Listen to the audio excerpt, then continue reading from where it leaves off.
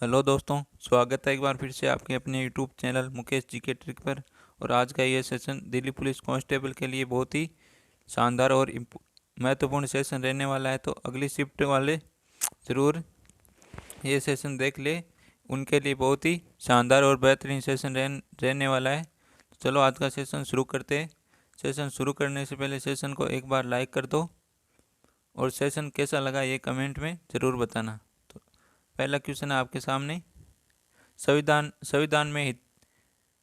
संविधान में लोक हितकारी राज्य की अवधारणा निम्न में से किसमें वर्णित है? तो संविधान में लोक हितकारी राज्य की अवधारणा किसमें वर्णित है? तो ऑप्शन है प्रस्तावना में, मौलिक अधिकार में, राज्य की राज्य के नीति निर्देशक सिद्धांत में, या द्वितीयक अनुसूची में। तो इनमें से कौन सा आंसर राइट हो जाएगा ये बताओ आप, और फटाफट आंसर दो देके।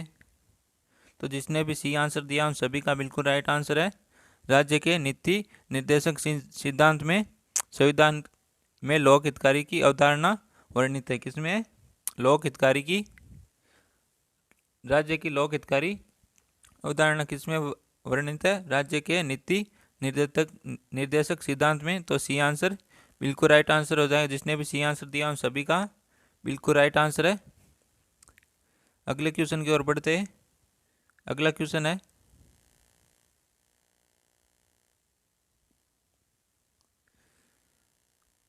भारत के संविधान में सरकार की संसदीय प्रणाली किस देश से ली गई है?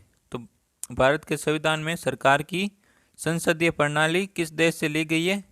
ऑप्शन है यूके ब्रिटेन से, स्विट्जरलैंड से, फ्रांस से और यूएसए से। तो इनमें से कौन सा आंसर राइट हो जाएगा? भारत के संविधान में सरकार की संसदीय प्रणाली किस देश से ली गई है? तो फटाफट आंसर दो देखें। कहाँ से ली गई है? यूके से ली गई है। तो ये आंसर बिल्कुल राइट आंसर हो जाएगा। ब्रिटेन से सरकार की संसदीय प्रणाली ली गई हमारे भारत के संविधान में। तो ये आंसर बिल्कुल राइट आंसर हो जाएगा। जिसने भी ये आंसर दिया उन सभी का बिल्कुल राइट आंसर है। अगला क्वेश्चन है,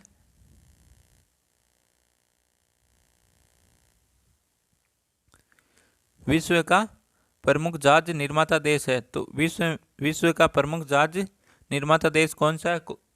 किस देश में जहाजें बनती है ये बताना आपको। तो ऑप्शन है जर्मनी, ब्रिटेन, यूके, दक्षिणी कोरिया और जापान। तो इनमें से कौन सा आंसर राइट हो जाएगा? तो एक बार सेशन को लाइक करो और अपने दोस्तों के साथ शेयर करो। सेशन को फटाफट अपने दोस्तों के साथ शेयर करो और लाइक करो एक बार। तो इसका आंसर क्या होगा? फटाफट आंसर दो देखे। और जिसने भी सी आंसर दिया उन सभी का बिल्कुल राइट आंसर है। दक्षिण कोरिया विश्व का प्रमुख जहाज निर्माता देश है। तो सी आंसर बिल्कुल राइट आंसर हो जाएगा। जिसने भी सी आंसर दिया उन सभी का बिल्कुल राइट आंसर है। अगले क्वेश्चन की ओर बढ़ते हैं। अगला क्वेश्चन है, विश्व की सबसे गहरी झील कौन सी है? तो विश्व की सबसे गहरी झील कौन सी है? ऑप्शन है बेकाल है यहाँ पर, बेकाल झील, सुपीरियर झील, कैस्पियन झील और टेंगिका झील, टेंगनईका झील। तो कौन सा आंसर राइट हो जाएगा? विश्व की सबसे गहरी झील कौन सी है? तो जिसने भी ये आंसर दिया उन सभी का बिल्कुल राइट आंसर है। बेकाल झील है ना, ये सबसे विश्व की सबसे गहरी झील है। तो ये आंसर जिसने भी दिया उन सभी का बिल्कुल राइट आंसर है। और बेकाल झील है कहाँ पर? ये रूस के दक्षिणी रूस में स्थित है। रूस के दक्षिणी साइबेरिया में स्थित है। कहाँ पर है? रूस के दक्षिणी साइबेरिया में स्थित है। और ये विश्व की सबसे मीठे पानी की झील भी है। कौन सी है? मीठे पानी की झील है। मीठे पानी की झील भी यही है, बेकाल झील, जो कहाँ पर है? रूस में है। और आपसे यह भी सवाल पूछा जाएगा कि दुनिया की दूसरी सबसे गहरी झील कौन सी है? तो दूसरी सबसे गहरी झील कौन सी है? आप बताओ दे, कमेंट करो फटाफट। दुनिया की दूसरी सबसे बड़ी झील कौन सी है? तो कौन सी है? कौन सी है? तंगानिका। कौन सी? तंगानिका। सभी ने बिल्कुल राइट आंसर दिया है। तंगानिका दुनिया की सबसे बड़ी झील है। कौन सी है? तंगानिका दुनिया की सबसे बड़ी दूसरी झील है। और पहली झील विश्व की सबसे बड़ी गहरी झील कौन सी है? बैकाल झील। तो ये आंसर बिल्कुल राइट आंसर हो जाएगा। और सुपीरियर झील है ये दुनिया की मात्रा के अनुसार तीसरी झील है सबसे बड़ी। कौन सी तीसरी झील है? तो इसका ए आंसर बिल्कुल राइट आंसर होगा। जिसने भी ए आंसर दिया उन सभी का बिल्कुल राइट आंसर है। विश्व की सबसे गहरी झील कौन सी है? बैकाल झील। तो ए आंसर बिल्कुल राइट आंसर हो जाएगा। अगला क्वेश्चन है,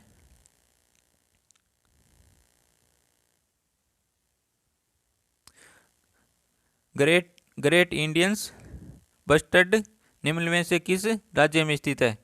तो ऑप्शन है केरल में, राजस्थान में, असम में, कर्नाटक में। तो ग्रेट इंडियन बस्टर्ड किस राज्य में स्थित है ये बताना है। आंसर बताना है। ऑप्शन है केरल, राजस्थान, असम और कर्नाटक।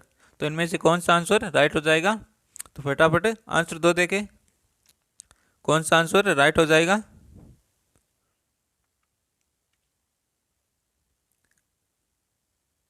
और जिसने भी बी आंसर दिया उन सभी का बिल्कुल राइट आंसर है। कहाँ पर है? राजस्थान में। तो बी आंसर जिसने भी दिया उन सभी का बिल्कुल राइट आंसर है। ग्रेट इंडियंस बस्टर्ड कहाँ पर है? राजस्थान में। तो बी आंसर बिल्कुल राइट आंसर हो जाएगा। अगला क्वेश्चन है, बुद्ध ने ज्ञान प्राप्ति कहाँ की थी? तो बुद्ध ने ज्ञान प्राप्ति कहाँ की थी? ऑप्शन है सारनाथ में, गया में, सांची में और उपरोक्त में से कोई नहीं। तो इनमें से कौन सा आंसर राइट हो जाएगा? बुद्ध ने ज्ञान की प्राप्ति कहाँ की थी? तो फटाफट आंसर दो देखे, फटाफट आंसर दो कमेंट में। और आंसर आने शुरू हो गए। ए आंसर आ रहा है, सी आंसर आ रहा है, ए सी आंसर आ रहा है, दो ही आंसर आ रहे हैं। तो किसका राइट होने वाला? तो जिसने भी बी आंसर दिया उन सभी का बिल्कुल राइट आंसर है। बुद्ध ने ज्ञान प्राप्ति कहाँ की थी? गया में। कहाँ पर? गया में। तो बी आंसर बिल्कुल राइट आंसर हो जाएगा यहाँ पर। अगला क्वेश्चन है,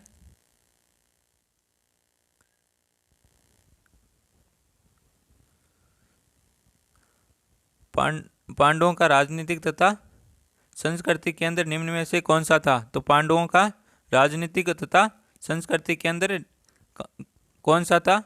ऑप्शन है वेंगी, कांचीपुरम, मदुरई और महाबलीपुरम। तो इनमें से कौन सा आंसर राइट हो जाएगा? पांडवों का राजनीतिक तथा और सांस्कृतिक केंद्र कौन सा था ये बताना है। तो फटाफट आंसर दो देखे कौन सा था? मदुरई। जिसने भी आंसर दिया सभी का बिल्कुल राइट आंसर है। बी आंसर बिल्कुल राइट रहने वाला है यहाँ पर। तो सभी का बिल्कुल राइट आंसर है, सभी ने बिल्कुल राइट आंसर दिया है बी। पांडवों का राजनीतिक तथा सांस्कृतिक केंद्र मदुरई था। कौन सा था? मदुरई। तो बी आंसर बिल्कुल राइट आंसर हो जाएगा। अगला क्वेश्चन है,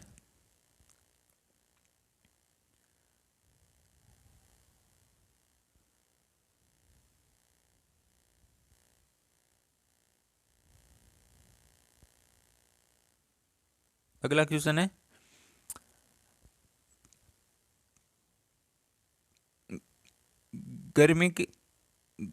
गर्मी के दिनों में धूल से भरे हुए तूफान क्षेत्र के तापमान को किस तरह प्रभावित करते हैं?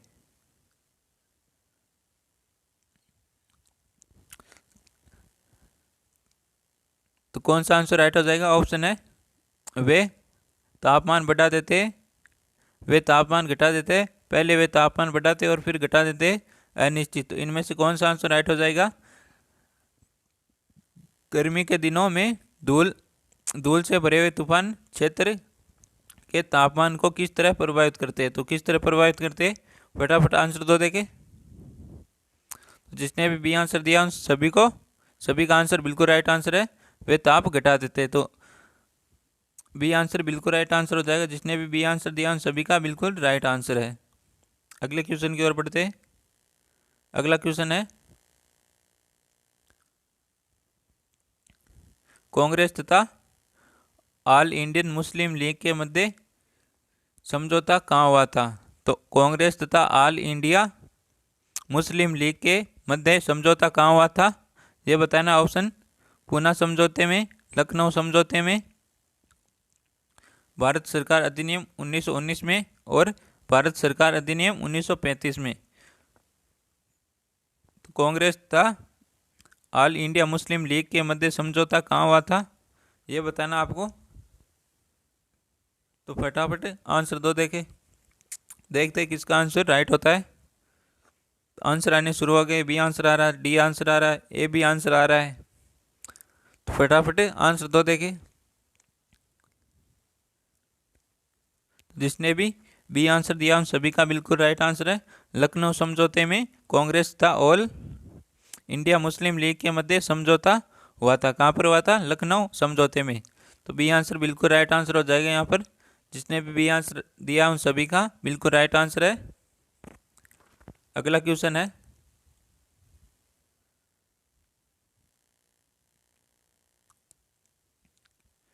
टीके की वैक्सीन की खोज किसने की थी? टीके की खोज किसने की थी?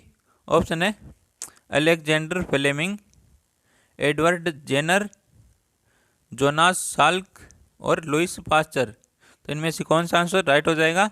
टीके की खोज किसने की थी? तो ये किसी का भी गलत नहीं होना चाहिए, सभी का बिल्कुल राइट आंसर आना चाहिए। तो फटाफट कमेंट में करो, देखते किसका आंसर राइट होता है। टीके की खोज किसने की थी? एडवर्ड जेनर ने की थी। किसने? एडवर्ड जेनर ने। तो बी आंसर बिल्कुल राइट आंसर हो जाएगा। सभी का बिल्कुल राइट आंसर, सभी ने बिल्कुल राइट आंसर दिया बी। तो टीके की खोज किसने की थी? एडवर्ड जेनर ने। तो बी आंसर बिल्कुल राइट आंसर हो जाएगा। अगला क्वेश्चन है, कपड़े के कारखानों में काम करने वाले जैसे कारपेंट, बुनकर निम्न में से किस बीमारी से ग्रसित हो सकते? तो कपड़े के कारखाने में काम करने वाले ज़्यादातर किस बीमारी से ग्रसित होते हैं? तो ये बताना आपको। ऑप्शन है एस्बेस्टोसिस, अस्थमा एवं क्षय रोग, सिलिकोसिस, साइड्रोसिस। तो इनमें से कौन सा आंसर राइट हो जाएगा? कपड़े के कारखाने में काम करने वाले व्यक्ति ज़्यादातर किस रोग से ग्रसित होते हैं? तो बी आंसर जिसने भी दिया सभी का बिल्कुल राइट आंसर है। अस्थमा तथा क्षय रोग से ग्रसित होते हैं। किससे? अस्थमा तथा क्षय रोग से ग्रसित होते हैं। तो बी आंसर बिल्कुल राइट आंसर है। जिसने भी बी आंसर दिया सभी का बिल्कुल राइट आंसर है। कपड़े के कारखाने में काम करने वाले ज़्यादातर अस्थमा तथा क्षय रोग से ग्रसित होते हैं। तो बी आंसर बिल्कुल राइट आंसर है यहाँ पर। अगला क्वेश्चन है, उत्तरी ध्रुव पर भारतीय रिसर्च स्टेशन का नाम क्या है? तो उत्तरी ध्रुव पर भारतीय रिसर्च स्टेशन है, उसका नाम क्या है? ऑप्शन है दक्षिणी गंगोत्री, पामर स्टेशन, हिमाद्री। तो इनमें से कोई नहीं। तो कौन सा राइट आंसर हो जाएगा? उत्तरी ध्रुव पर भारतीय रिसर्च स्टेशन का नाम क्या है, ये बताना है। तो फटाफट आंसर दो, तो एक बार सेशन को लाइक करो। सभी लाइक की संख्या बहुत ही कम है, तो एक बार सेशन को लाइक करो और अपने दोस्तों के साथ शेयर करो। फटाफट अपने दोस्तों के साथ शेयर करो सेशन को। और जिसने भी ये आंसर दिया उन सभी का बिल्कुल राइट आंसर है दक्षिणी गंगोत्री, उत्तरी ध्रुव पर भारत रिसर्च स्टेशन का नाम है। क्या नाम है? उत्तरी ध्रुव पर जो भारत का रिसर्च स्टेशन है उसका नाम क्या है? दक्षिणी गंगोत्री। कौन सा नाम है? दक्षिणी गंगोत्री। तो ये आंसर जिसने भी दिया है उन सभी का बिल्कुल राइट आंसर है दक्षिणी गंगोत्री। तो ये आंसर बिल्कुल राइट आंसर है। अगला क्वेश्चन है, कौन सा युग्म सही सुमेलित नहीं है? तो कौन सा युग्म सही सुमेलित नहीं है? पानीपत का प्रथम युद्ध 1526 में हुआ था। खानवा का युद्ध 1527 को हुआ था। घाघरा का युद्ध 1529 को हुआ था और चंदेरी का युद्ध 1530 को हुआ था। इनमें से एक सुमेलित नहीं है, ये आपको पता लगाना है। तो कौन सा आंसर बिल्कुल राइट आंसर हो जाएगा? तो कौन सा युग्म सुमेलित नहीं है ये बताना है आपको। तो फटाफट आंसर दो, आंसर आने शुरू हो गए। सी आंसर आ रहा है, डी आंसर आ रहा है। तो फटाफट आंसर दो,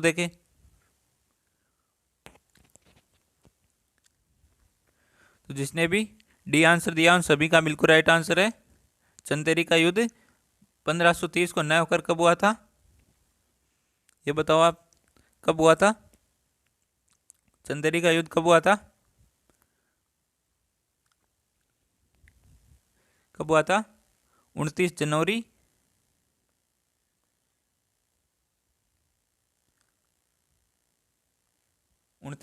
1528 को हुआ था। कब हुआ था? 29 जनवरी 1528 को हुआ था ये चंदेरी का युद्ध। तो ये बिल्कुल ये सुमेलित नहीं है, यहाँ पर 1530 है, तो ये कब हुआ था? 1528 को हुआ था ये। तो डी आंसर बिल्कुल राइट आंसर हो जाएगा। तो आप बताओ, पानीपत का प्रथम युद्ध कब हुआ था? तारीख बताओ इसकी, कब हुआ था? 21 अप्रैल। कब हुआ था? 21 अप्रैल को हुआ था ये। और खानवा का युद्ध, खानवा का युद्ध हुआ था 16 मार्च। कब हुआ था? 16 मार्च 1527 को।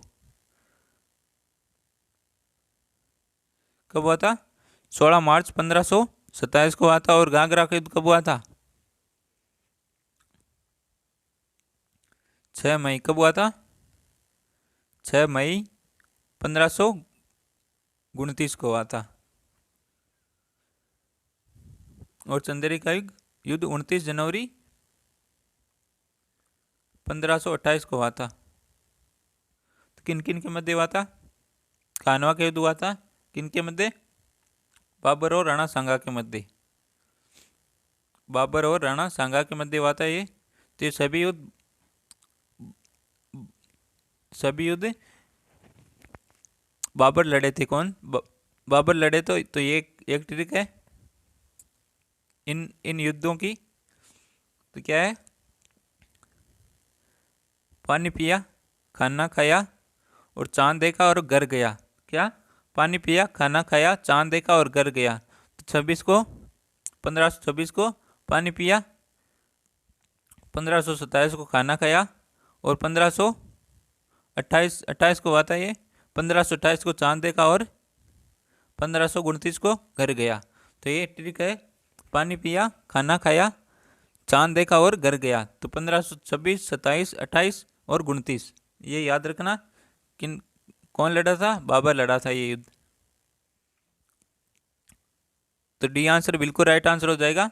सभी ने बिल्कुल राइट आंसर दिया, डी आंसर। चंदेरी का युद्ध कब हुआ था? 29 जनवरी 1528 को। तो डी आंसर बिल्कुल राइट आंसर है यहाँ पर।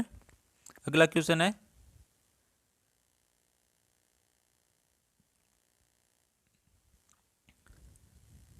सोमेंद्र नाथ टैगोर द्वारा स्थापित दल का नाम क्या है? तो सोमेंद्र नाथ टैगोर द्वारा स्थापित दल का क्या नाम है, यह बताना है। तो ऑप्शन है भारतीय बोल्शेविक दल, क्रांतिकारी साम्यवादी दल, बोल्शेविक लेनिस्ट दल और अतिवादी लोकतांत्रिक दल। तो इनमें से कौन सा आंसर राइट हो जाएगा? सोमेंद्र नाथ टैगोर द्वारा स्थापित दल का क्या नाम था? तो फटाफट आंसर दो देखे, सभी कमेंट करो एक बार, फटाफट कमेंट में आंसर दो देखे। तो जिसने भी बी आंसर दिया उन सभी का बिल्कुल राइट आंसर है। क्रांतिकारी साम्यवादी दल नाम था किसका? इस दल को किसने स्थापित किया था? सोमेंद्र नाथ टैगोर ने। तो सोमेंद्र नाथ टैगोर द्वारा स्थापित दल का क्या नाम था? क्रांतिकारी साम्यवादी दल। तो बी आंसर बिल्कुल राइट आंसर हो जाएगा इसका। जिसने भी बी आंसर दिया उन सभी का बिल्कुल राइट आंसर है। अगला क्वेश्चन है,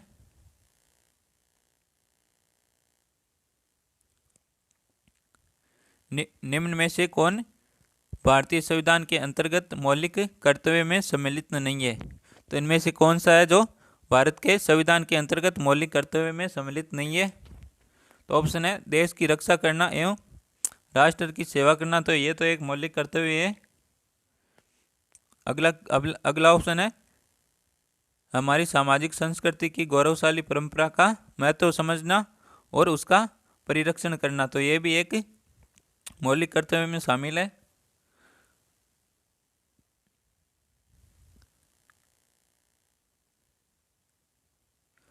अगला ऑप्शन है ग्राम पंचायतों के गठन में सहायता करना। और सार्वजनिक संपत्ति। अगला ऑप्शन है सार्वजनिक संपत्ति और सार्वजनिक संपत्ति को सुरक्षित रखना और हिंसा से दूर रखना, तो ये भी एक मौलिक कर्तव्य है। तो ये तीनों मौलिक कर्तव्य है, तो सी आंसर बिल्कुल राइट आंसर हो जाएगा। ग्राम पंचायतों के गठन में सहायता करना ये एक मौलिक कर्तव्य नहीं है। क्या है? मौलिक कर्तव्य नहीं है, तो सी आंसर बिल्कुल राइट आंसर हो जाएगा। और सभी ने सी आंसर बिल्कुल राइट आंसर दिया है, सभी का सी आंसर बिल्कुल राइट आंसर है। ग्राम पंचायतों के गठन में सहायता करना ये मौलिक कर्तव्य नहीं है, बाकी तीनों मौलिक कर्तव्य है। तो देश की रक्षा करना एवं राष्ट्र की सेवा करना ये मौलिक कर्तव्य है, और सी एक मौलिक कर्तव्य नहीं है, तो सी आंसर बिल्कुल राइट आंसर हो जाएगा। अगला क्वेश्चन है,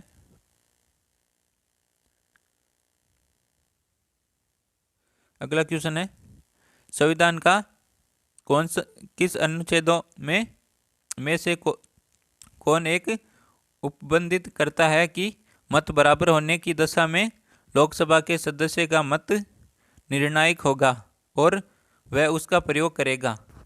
तो मत बराबर होने की दशा में लोकसभा के अध्यक्ष का मत निर्णायक होगा और वह उसका प्रयोग करेगा। तो संविधान के किस अनुच्छेद में है? तो ऑप्शन है अनुच्छेद 99 में, अनुच्छेद 100 में, अनुच्छेद 103 में और अनुच्छेद 102 में। तो कौन सा आंसर राइट हो जाएगा? फटाफट आंसर दो देखें। मत बराबर होने की दशा में लोकसभा के अध्यक्ष का मत निर्णायक होगा और वह उसका प्रयोग करेगा। तो ये किस संविधान के किस अनुच्छेद में है ये बताना आपको। तो फटाफट आंसर दो देखें। और जिसने भी सी आंसर दिया उन सभी का बिल्कुल राइट आंसर है। अनुच्छेद 100 में ये है। क्या है? मत बराबर होने की दशा में लोकसभा के अध्यक्ष का मत निर्णायक होगा और वह उसका प्रयोग करेगा। तो अनुच्छेद 100 में है ये, तो सी आंसर बिल्कुल राइट आंसर हो जाएगा। जिसने भी सी आंसर दिया उन सभी का बिल्कुल राइट आंसर है। हाँ दोस्तों, इसी प्रकार के क्वेश्चन आएंगे आपके दिल्ली पुलिस में, और जो अगली शिफ्ट वालों के लिए बहुत ही इम्पोर्टेंट सेशन रहने वाला है ये। तो सेशन को एंड तक देखें, और बहुत ही शानदार क्वेश्चन है दोस्तों ये।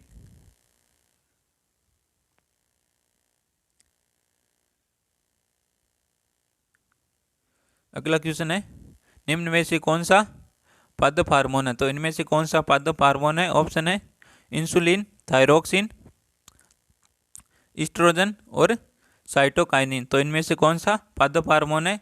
साइंस का क्वेश्चन है ये। तो फटाफट आंसर दो देखे, इनमें से कौन सा पादप हार्मोन है? फटाफट कमेंट करो, देखते हैं किसका आंसर राइट होता है।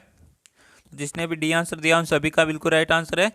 साइटोकाइनिन एक पादप हार्मोन है। कौन सा पादप हार्मोन? तो डी आंसर। जिसने भी दिया उन सभी का बिल्कुल राइट आंसर है। डी आंसर बिल्कुल राइट आंसर है। तो अगला क्वेश्चन है, निम्न में से कौन सा मृदा से संबंधित है? तो निम्न में से कौन सा मृदा से संबंधित है? तो ऑप्शन है मिट्टी, जलवायु ये जैविक और तल रूप। तो इनमें से कौन सा आंसर राइट हो जाएगा? मृदा से संबंधित कौन है? तो ये तो किसी का भी गलत नहीं होना चाहिए, और जिसका गलत हुआ तो वो तो समझ लेना वो तो गया, यानी भैंस पानी में है उसकी। तो ये आंसर गलत हुआ तो फटाफट आंसर दो देखें, कमेंट में आंसर दो देखें, फटाफट आंसर दो देखें। और सभी ने बिल्कुल राइट आंसर दिया है। ये आंसर सभी का बिल्कुल राइट आंसर है। तो मिट्टी मृदा से संबंधित ही है ना, और किससे संबंधित है बच्चे? तो मिट्टी आंसर बिल्कुल राइट आंसर हो जाएगा।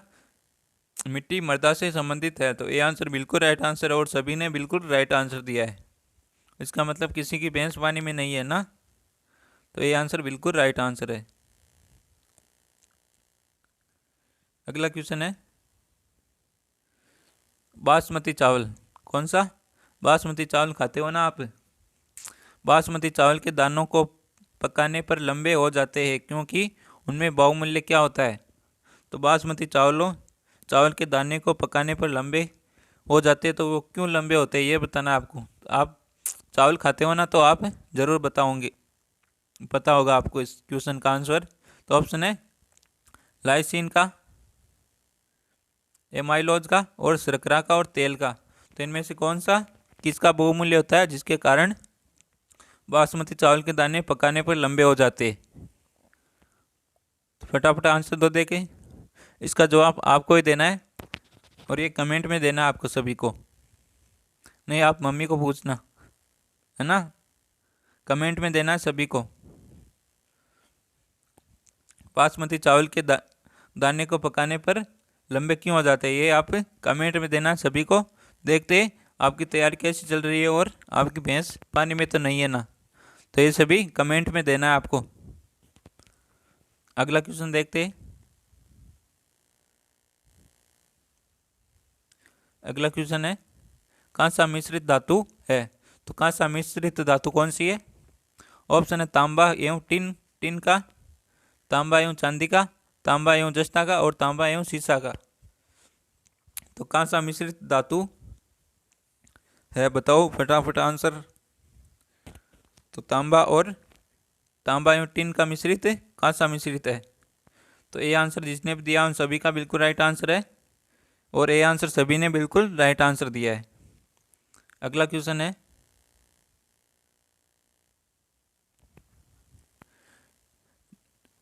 निम्नलिखित में से किस देश ने गैसोलीन में एथेनॉल मिश्रित करना कानूनन अनिवार्य कर दिया? तो निम्न में से किस देश ने गैसोलीन में इथेनॉल मिश्रित करना कानूनन अनिवार्य कर दिया? तो ये कौन सा देश है? तो ऑप्शन है चीन, यूके, स्विट्जरलैंड और ब्राज़ील। तो इनमें से कौन सा आंसर बिल्कुल राइट आंसर हो जाएगा? फटाफट आंसर दो देखे। कौन सा देश है जो? तो डी आंसर बिल्कुल राइट आंसर हो जाएगा इसका। जिसने भी डी आंसर दिया उन सभी का बिल्कुल राइट आंसर है। ब्राज़ील ने गैसोलीन में इथेनॉल मिश्रित करना कानूनन अनिवार्य कर दिया। किसने? ब्राज़ील ने। तो डी आंसर बिल्कुल राइट आंसर हो जाएगा। अगला क्वेश्चन है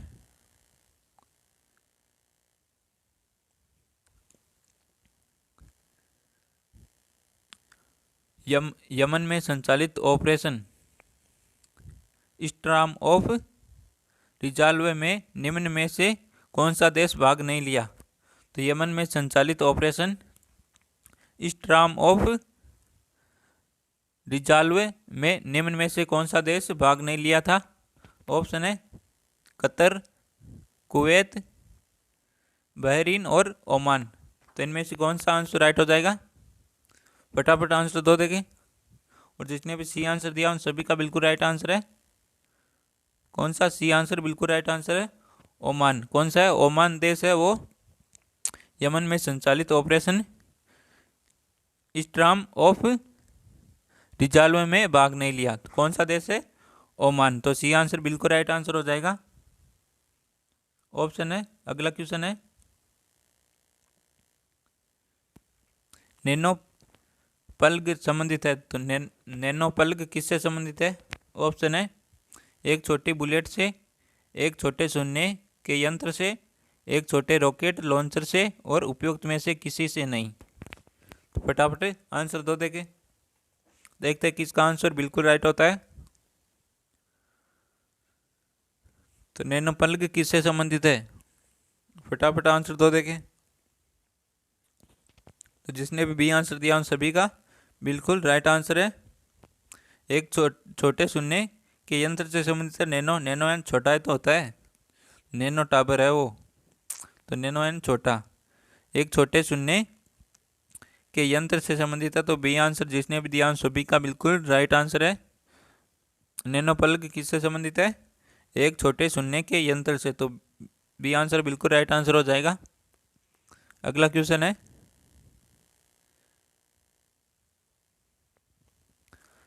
राष्ट्रीय ग्रामीण पेयजल कार्यक्रम का एक हिस्सा है। तो राष्ट्रीय ग्रामीण पेयजल कार्यक्रम का एक हिस्सा है, तो कौन सा एक हिस्सा है? ऑप्शन देखते हैं।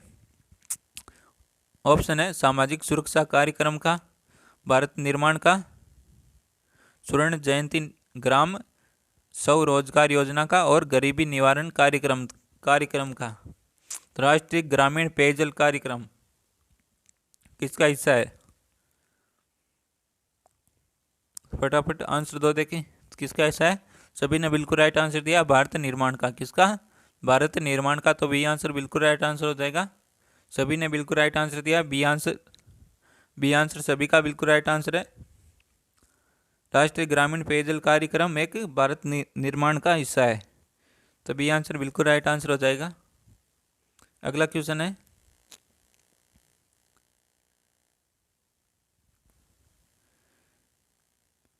प्याज के छिलके उतारने पर आंसू आते हैं क्योंकि प्याज निष्कासित करते हैं। तो क्या निष्कासित करता है जिससे प्याज को हम काटने पर हमारे आंखों में आंसू आ जाते हैं? कभी प्याज को काटा है क्या? आपने काटा है कि कभी? कमेंट करो, बताओ तो किस किस ने काटा है प्याज को और आंखों में आंसू आए हैं क्या? तो फटाफट कमेंट करो। तो सभी ने प्याज काटे, बहुत बढ़िया। तो ठीक है, आप तो इसका आंसर दो अब। प्याज के छिलके उतारने पर आंसू आ जाते हैं क्योंकि प्याज क्या निष्कासित करते हैं? ऑप्शन है सल्फोनिक अम्ल, सल्फेनिक अम्ल, एमिनो अम्ल और कार्बोलिक अम्ल।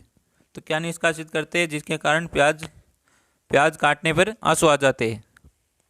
तो फटाफट आंसर दो देखें, क्या निष्कासित करते हैं? सल्फेनिक अम्ल। क्या? सल्फेनिक अम्ल निष्कासित करते हैं जिसके कारण प्याज के छिलके उतारने पर हमारी आंखों में आंसू आ जाते हैं। तो बी आंसर बिल्कुल राइट आंसर है। जिसने भी बी आंसर दिया उन सभी का बिल्कुल राइट आंसर है। अगला क्वेश्चन है,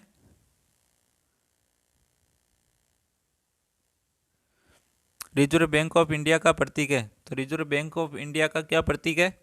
ऑप्शन है अशोक स्तंभ की राजधानी, धन धन के थैले के साथ कुबेर, ताड़ के वृक्ष के पहले चित्ता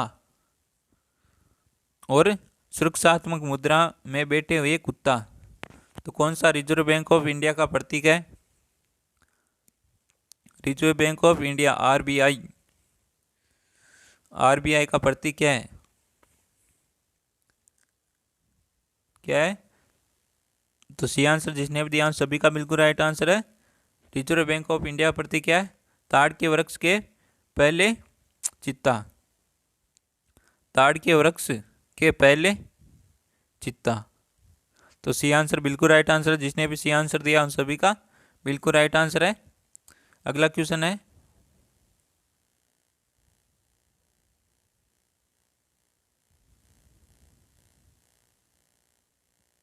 अगला क्वेश्चन ये रहा आपके सामने, निम्न में से किस ग्रामीण बैंक का नाम एक नदी के नाम पर रखा गया है? तो किस ग्रामीण बैंक का नाम एक नदी के नाम पर उसका नाम रखा गया है? तो ऑप्शन है प्रथमा बैंक, वर्धा ग्रामीण बैंक, आंचलिक बैंक, थार आंचलिक ग्रामीण बैंक, अरावली क्षेत्रीय ग्रामीण बैंक। तो इनमें से कौन सा आंसर राइट हो जाएगा? तो फटाफट आंसर दो देखे, किस ग्रामीण बैंक का नाम एक नदी के नाम पर रखा गया है? तो फटाफट आंसर दो देखे, आंसर आने शुरू हो गए। बी आंसर आ रहा है, ए आंसर आ रहा है, सी भी आंसर आ रहा है।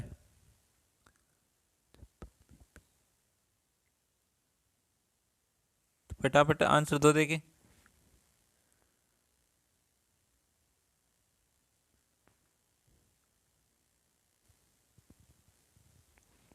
फटाफट आंसर दो देखे, किस ग्रामीण बैंक का नाम एक नदी के नाम पर रखा गया है? तो जिसने भी बी आंसर दिया उन सभी का बिल्कुल राइट आंसर है वर्धा ग्रामीण बैंक। कौन सा? वर्धा ग्रामीण बैंक। तो बी आंसर बिल्कुल राइट आंसर है। सभी ने बिल्कुल राइट आंसर दिया बी। तो वर्धा ग्रामीण बैंक एक नदी का नाम है, वर्धा। तो बी ऑप्शन बिल्कुल राइट आंसर है। वर्धा ग्रामीण बैंक का नाम एक नदी के नाम पर है। तो बी आंसर बिल्कुल राइट आंसर हो जाएगा। अगला क्वेश्चन है,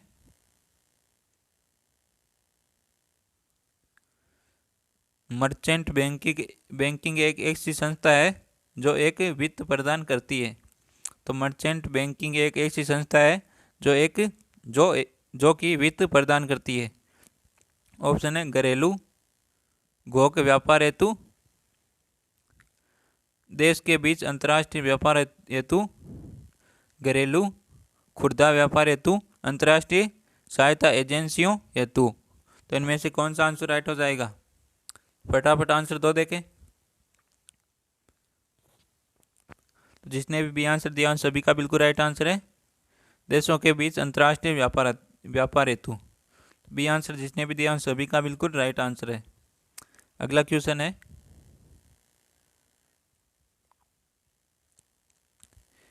बैंक बचत खाते हेतु ब्याज की दर निर्धारित की जाती है। तो किसके द्वारा बैंक बचत खाते की ब्याज दर निर्धारित की जाती है? तो ब्याज दर किसके द्वारा निर्धारित की जाती है? ऑप्शन है रिजर्व बैंक ऑफ इंडिया द्वारा, भारतीय बैंक संघ द्वारा, भारतीय सरकार द्वारा, बैंकिंग कोड्स और भारत के मानक बोर्ड द्वारा। तो इनमें से कौन सा आंसर राइट हो जाएगा? बैंक बचत खाते हेतु ब्याज दर कौन निर्धारित करता है? किसके द्वारा ब्याज दर निर्धारित की जाती है? सभी ने बिल्कुल राइट आंसर दिया, रिजर्व बैंक द्वारा। किसके? रिजर्व बैंक ऑफ इंडिया द्वारा, आरबीआई द्वारा। तो ए आंसर सभी का बिल्कुल राइट आंसर है, सभी ने बिल्कुल राइट आंसर दिया, ए आंसर। अगला क्वेश्चन है,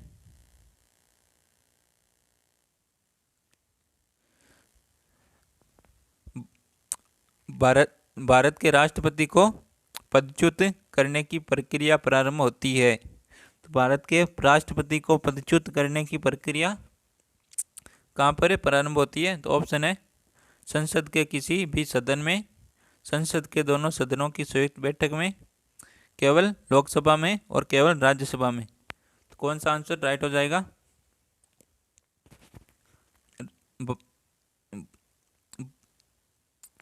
तो ए आंसर जिसने भी दिया उन सभी का बिल्कुल राइट आंसर है, संसद के किसी भी सदन में।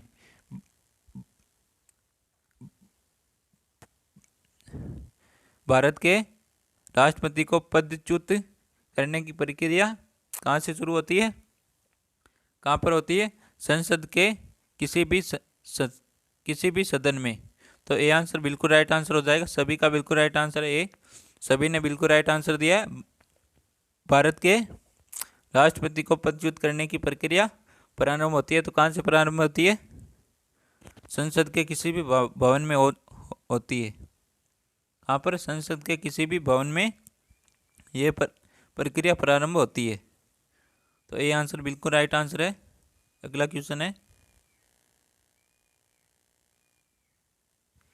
क्वेश्चन है, निम्न में से क्या रिजर्व बैंक ऑफ इंडिया द्वारा निर्धारित नहीं किया जाता?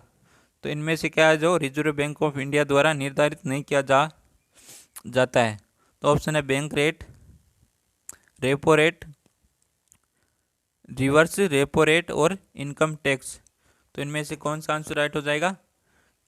तो कौन सी है जो क्या है जो रिजर्व बैंक ऑफ इंडिया द्वारा निर्धारित नहीं की जाती है? तो क्या इनकम टैक्स रेट। तो डी आंसर बिल्कुल राइट आंसर हो जाएगा, जिसने भी डी आंसर दिया उन सभी का बिल्कुल राइट आंसर है। तो दोस्तों बताओ आज का ये सेशन कैसा लगा? सेशन अच्छा लगा हो तो सेशन को लाइक करें और अपने दोस्तों के साथ शेयर करें, और सेशन कैसा लगा ये कमेंट में ज़रूर बताना। तो मिलते हैं एक और बेहतरीन सेशन के साथ, तब तक थैंक यू, टेक केयर, जय हिंद, वंदे मातरम।